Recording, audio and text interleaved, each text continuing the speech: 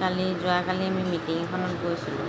তাৰপাছতে গোটেই দিনটো থকা হ'ল তাতে মানে চাহ তাহ পকৰা চকৰা এইবোৰ খোৱা হ'ল। বহুত মানুহ আছিলে আৰু ইমান মানুহত কেনেকুৱানো ভাত চাত দিব আৰু খাবই নোৱাৰি।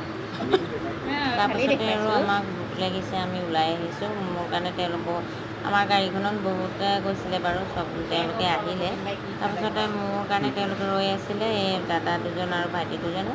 তাৰপিছত আৰু আমি ওলাই ইমান ভোক লাগিছে, ইজনে সিজনক কৈছোঁ আৰু ভোক লাগিছে দেই, কিবা এটা খাব লাগিব।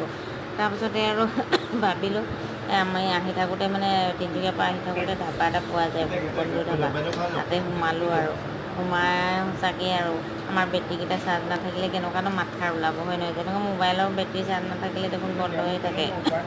আৰু আজিকালি যি বেটেৰী ৰিক্সা চাইছে নহয়, ই ৰিক্সা কোনোবাই কয়, কোনোবাই টমটম কয়, বহুত ধৰণে তেওঁৰ নাম।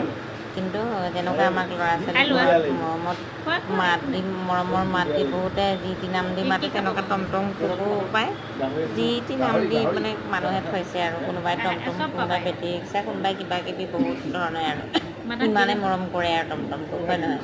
তাৰপিছতে আৰু সেনেকুৱাই আৰু আমাৰো যদি চাৰ্জ নাথাকে, আমাৰো মাতষাৰে দেখোন বন্ধ হ'ব। আমি গাড়ীত আহি থাকোঁতে যদি ইজনে সিজনক মাতেই নিদিওঁ, তেতিয়া আৰু ড্ৰাইভাৰজন দেখোন টোপনিয়ে যাব। টোপনি গ'লে কি হ'ব এইটো গম পাইছে। সেইকাৰণে আমি খাই বৈ পূৰা তাত গৈ আৰু ওলাই আহিলোঁ।